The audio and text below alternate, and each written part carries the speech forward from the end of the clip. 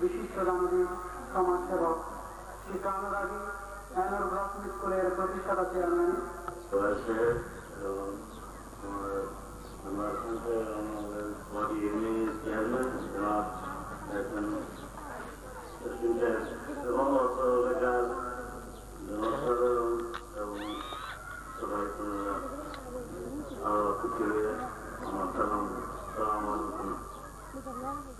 আমরা এখানে স্মরণ করেছি যে আমাদের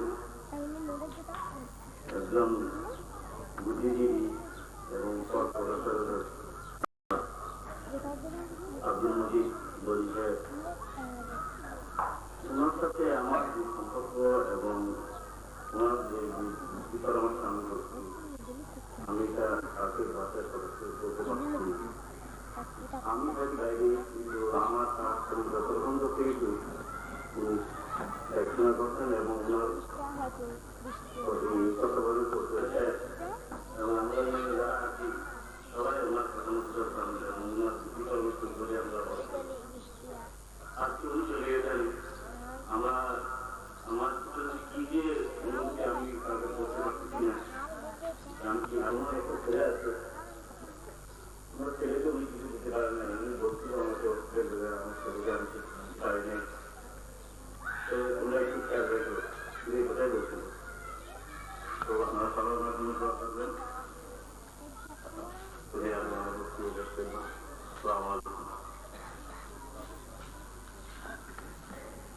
ধন্যবাদ আশাফুল কাসিম সাহেব।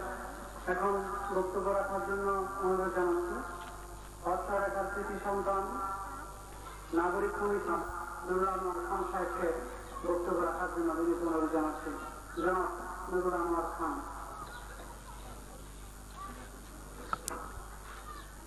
এবং ইউনিয়নের সুযোগ্য চেয়ারম্যান জনাব এহসান জসিম সাহেব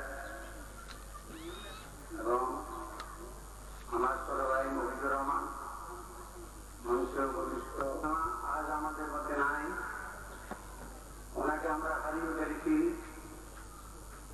ওনার সম্বন্ধে দুই একটা কথা বলার ভাষা আমার কাছে নাই। আমি সাথেই বুঝিয়ে ওনাকে কিছু দেব বলতে পারবো এরকম মনোবল আমার নাই। আমি সবসময় ওনার সাথে থাকতাম, রাত্রে 1টা হোক 2টা হোক 4টা হোক, যে কোনো সময় উনি আমার পাশে থাকতো। সবসময় বসে আমরা আড্ডা দিলাম, আরো অন্যান্য কথাবার্তা, যাহা আমাদের মানুষ জীবনে উনি এত সহজে হারিয়ে যাবে, উনি আমাদেরকে খালেই চলে যাবে। গত রোববার রাত্রি 11টা 30 সময় উনি শেষ চিকিৎসা করেছেন। পরদিন 3টার সময় ওনার দাফন কাজ সম্পন্ন হয়েছে। তাড়াতাড়ি আমরা ওনাকে স্থির হওয়ার জন্য ছিল না। হঠাৎ করে মাস্টার সাহেব ও অন্যান্য পরামর্শ নিয়ে নাগরিক লোকসভার একটা সামান্য আয়োজন করেছি।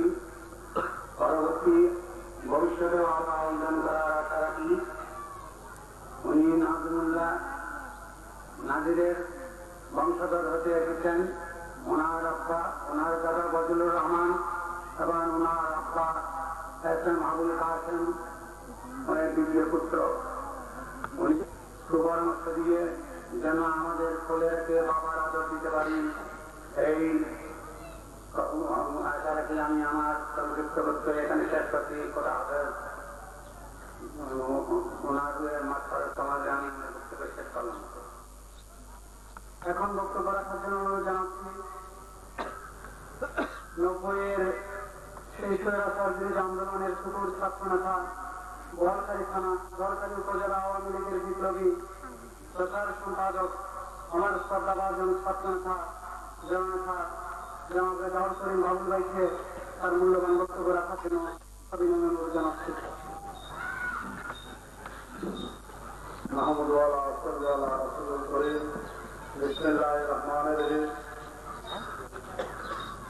মরহুম আব্দুল মজিদ শরীফ প্রধান অধিকারী নাগরিক সরকারের সন্তান জনাব আলহাজ মুসলিম উপস্থিত আছেন অর্থ চেয়ারম্যান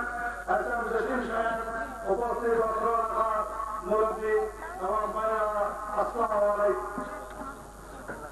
আমি এই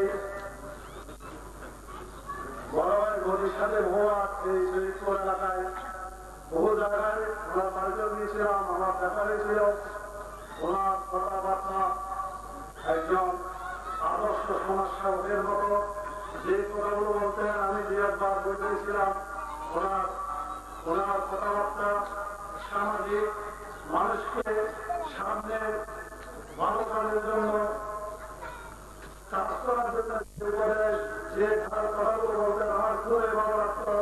তাই আমি বলবো আজকে আমাদের একজন মুরব্বী বিচারক সমাজসেবক আমরা হারিয়ে ফেলেছি। এই হারানোর বেদনা আমরা কোনদিন পরিবারকে যারা সম্মান করেন, যারা ইজ্জত করেন, আপনারা সবাই পরিবারের কাজকর্মকে স্মরণ করে রাখবেন। এই আশা এই প্রত্যাশা রেখে আমি আল্লাহ রাব্বুল আলামিন যেন তাহাকে জান্নাতবাসী করেন সহমর্মিতা রেখে আমি আমার বক্তব্য এখানে শেষ করছি। খোদা হাফেজ। জয় বাংলা, জয় বঙ্গবন্ধু। এখন বক্তব্য রাখার জন্য অনুরোধ জানাচ্ছি। দুঃখিত, এখন মানপত্র গ্রহণ করার জন্য অনুরোধ জানাচ্ছি। আজকের জাহাজ সম্পাদক জনাব আলহাজ মুস্তামুদ্দিন আহমেদের সাহেবের কাছ থেকে মানপত্র গ্রহণ করতেছেন।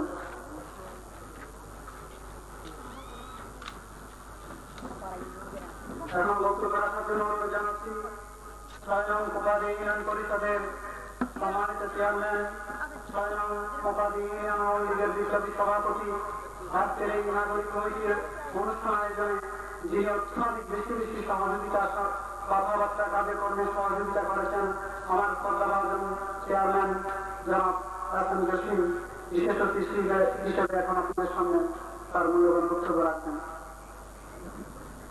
বিশিষ্ট সমাজসেবক আমার আজকে শোকসভার সম্মানিত সভাপতি, সংগ্রামী সাধারণ সম্পাদক, আমার রাজনীতি শিক্ষাগুরু জনাব আলহাজ মুস্তামুদ্দিন আহমেদ সাহেব, মঞ্চে বরিষ্ঠ অত্র এলাকার মুরব্বী আনোয়ার খান সাহেব আমাদের মাঝে উপস্থিত আছেন, অত্র এলাকার মূল গৌতম স্কুলের প্রতিষ্ঠাতা বিশিষ্ট নাগরিক এবং আব্দুল মজিদ সাহেব বক্তব্য আগে শেষ করবেন। বক্তব্য আগামী যে একটি কথা বলে শেষ করব। আমি যে দুই একজন মানুষ, বিশেষ করে দুজন, আমি এই এলাকায় দুজন মানুষের সাথে কোনো তারা কি কোনো ধরনের টেকনিক অ্যাপ্লাই করতাম না, সেই ব্যক্তিত্ব সেই দুজন হচ্ছে আব্দুল মজিদ সাহেব শরীফ আর শরীফ রাজাউল্লাহ পুলিশ সাহেব। তারা অটোমেটিক তাদের গুণের প্রতিভা বলে বের করে ফেলতো। সেজন্য আগেই কোনো কাজ আদায়